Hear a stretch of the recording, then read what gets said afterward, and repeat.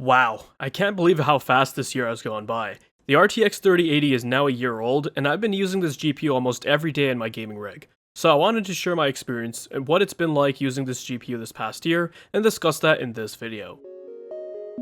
Hey, if you enjoy content like this, drop a like, make sure to subscribe, and smash that bell so you never miss another video. Hey, what is going on guys? Danny here, welcome back to the channel and I hope you've all been doing well. It honestly feels like just a few months ago that the RTX 3080 was launched and everybody was trying to get their hands on one, though here we are, one whole year has passed since the launch of the Nvidia GeForce RTX 3080 graphics card. The hype leading up to the release of this GPU was insane, because Ampere was supposed to be Nvidia's redeeming moment, after the abysmal Turing 20 series that was poorly received by the PC hardware community by not being that much faster than the previous gen, promoting features that weren't widely adopted yet, and just being too expensive. This was the generation that was supposed to bring a large leap in terms of traditional raw rasterization performance, and also better ray tracing performance so that you can enjoy those visual effects without having to put up with terrible performance, because it's just too heavy for the GPU to handle.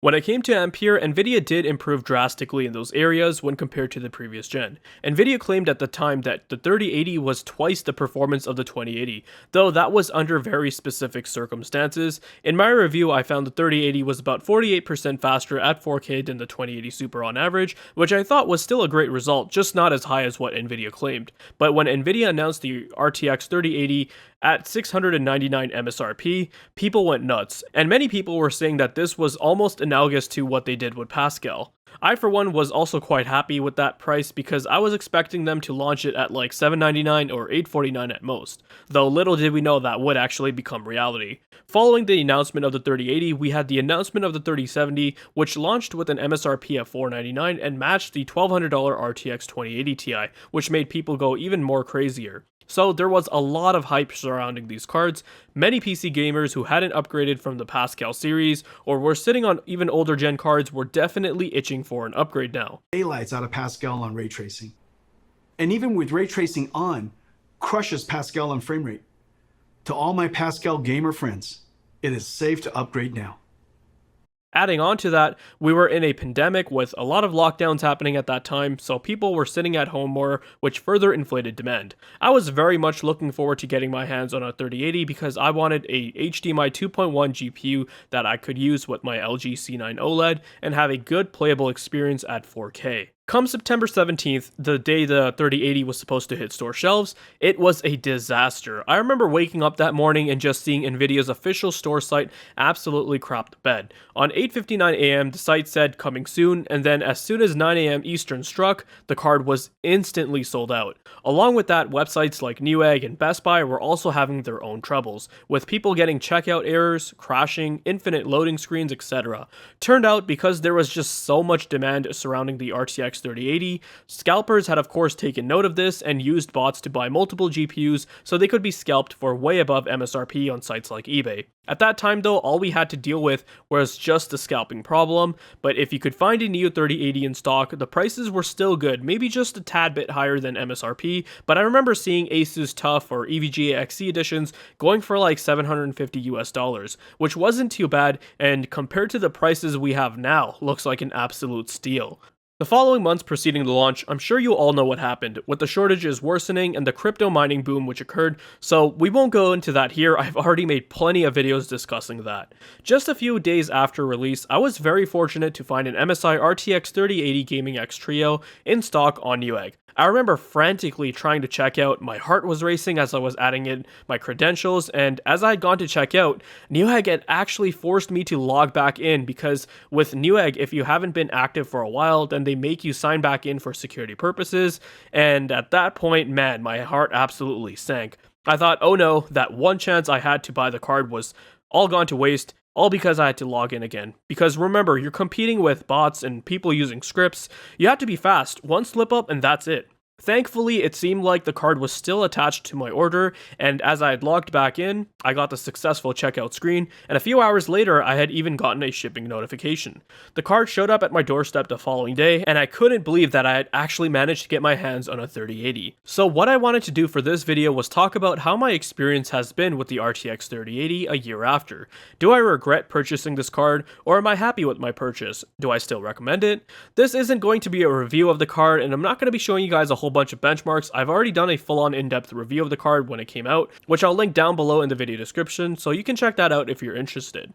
One of the main reasons why I wanted to make a video like this is because so often reviewers will review products on launch, talk about its performance or benchmarks, and then we won't usually see any follow-up happen after that, like what the product has been like in the long term, what are there any problems, etc. Now, as I said earlier in the video, one of the main reasons why I wanted this GPU was because it was the first GPU to hit the market with the new HDMI 2.1 standard that was shipping with a lot of newer 4K TVs. I wanted this GPU to use with a 4K TV, whereas for my personal editing rig, I've got it hooked up to a 1440p monitor, and my 2080 non-super is fine for the time being. And while I would also love to upgrade that rig with a 3080 as well, I just gave up on the idea because of the crazy situation right now. Anyways, the main advantages of HDMI 2.1 are that it provides higher bandwidth, allowing for 4K at 120Hz, which the C9 does support, along with other great features like VRR support, dynamic HDR, eARC, although that's been kind of broken on LG's TVs. Separate topic, won't get into it, and support for auto low latency mode,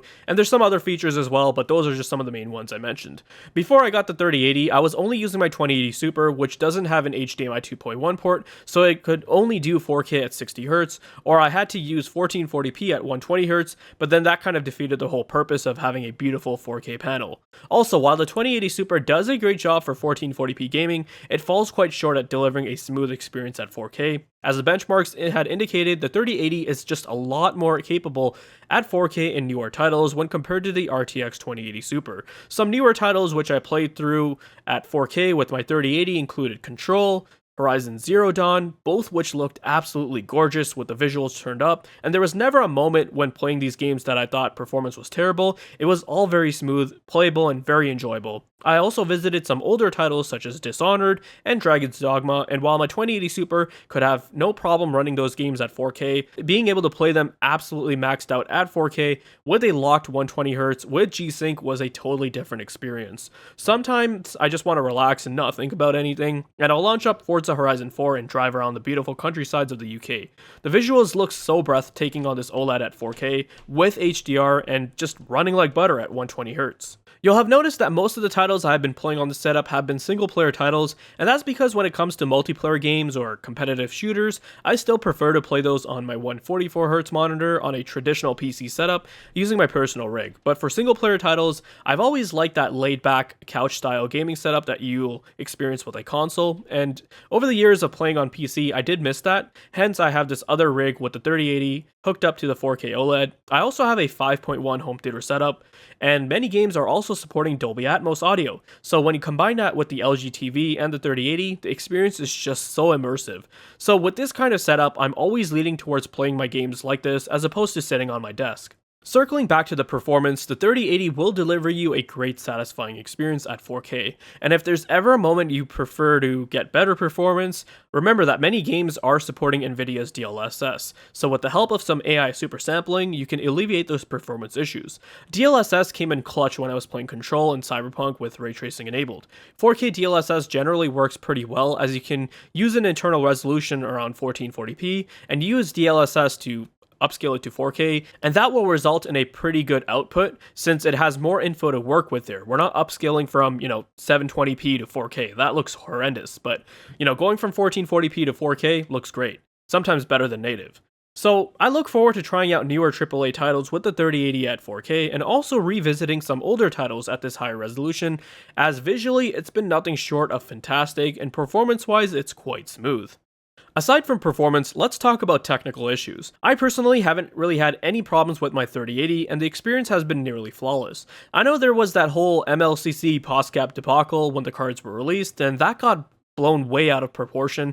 As it turned out, it was just a driver problem. But generally, the stability of this GPU has been good. I haven't experienced any sort of weird crashes with the card, no blue screens, nothing with the display. It's been really good.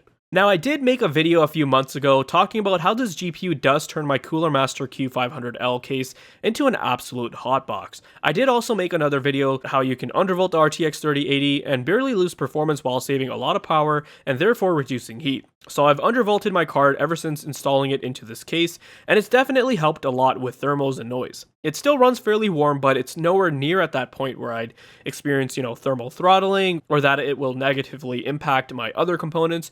But just keep in mind that the RTX 3080 is a hot and power hungry GPU. So for all of you small form factor owners, take advantage of the fact that you can utilize an undervolt to alleviate thermals and acoustics.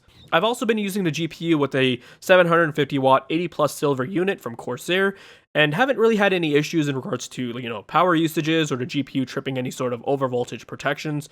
Overall, it's been very solid. It really is a shame in regards to what's currently happening with the GPU market, because the 3080 is an absolute fantastic card. If we were living in a world where the card was still being sold near or around MSRP, then I would not be hesitating to recommend it, especially if you're going to be playing at 4K and hooking it up to one of LG's OLEDs. But because it's so damn hard to find and is extremely overpriced, I just can't do that at that moment. For my use cases, the RTX 3080 has served me quite well over the past year. I can run just about any game I want, it pairs nicely with my 4K OLED, hasn't given me any problems, so I look forward to keep using it, and am very excited to run some new upcoming titles with it.